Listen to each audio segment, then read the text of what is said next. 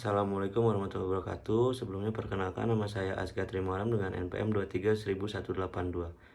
Di sini saya akan mempresentasikan hasil diskusi saya tentang analisis sosiologi hukum terhadap peran hukum dalam perubahan sosial. Yang pertama dari pendahuluan, sosiologi hukum mengkaji hubungan timbal balik antara hukum dan masyarakat. Hukum dipandang bukan sebagai aturan normatif yang berdiri sendiri, melainkan sebagai fenomena sosial yang lahir dari dan hidup di dalam masyarakat. Hukum memiliki dua fungsi yang saling bertegangan.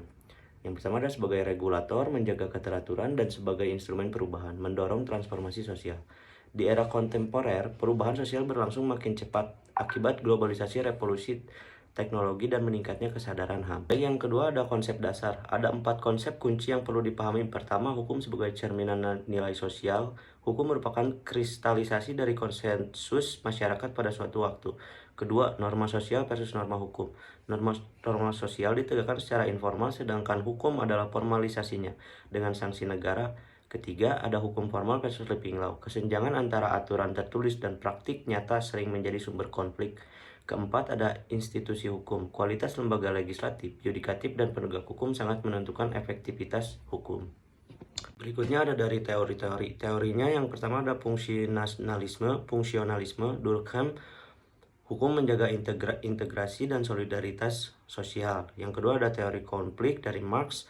Hukum sebagai alat dominasi kelas penguasa, perubahan hukum baru terjadi jika relasi kekuasaan berubah. Lalu yang ketiga ada interaksionalisme simbolik. Hukum membentuk makna, label, dan stigma yang mempengaruhi identitas individu. Yang keempat ada evolusi sosial dari Spencer dan Parson. Sistem hukum berkembang sering makin kompleksnya masyarakat. Lalu yang keempat ada mekanisme hukum sebagai agen perubahan. Hukum mendorong perubahan sosial melalui 4 jalur. Legislasi, undang-undang baru lahir dari tekanan gerakan sosial dan advokasi publik. Penegakan hukum ada dari polisi, jaksa, dan hakim. Punya diskresi yang secara langsung membentuk persepsi keadilan. Regulasi baru bertindak sebagai pendidik sosial yang menggeser norma tentang apa yang dianggap wajar.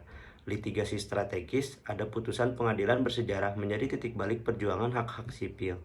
Baik, yang berikutnya ada tantangan implementasi. 4 hambatan utama yang dihadapi Dasolan dan Dasein, kesenjangan antara aturan tertulis dan praktik nyata menggerogoti legitimasi hukum.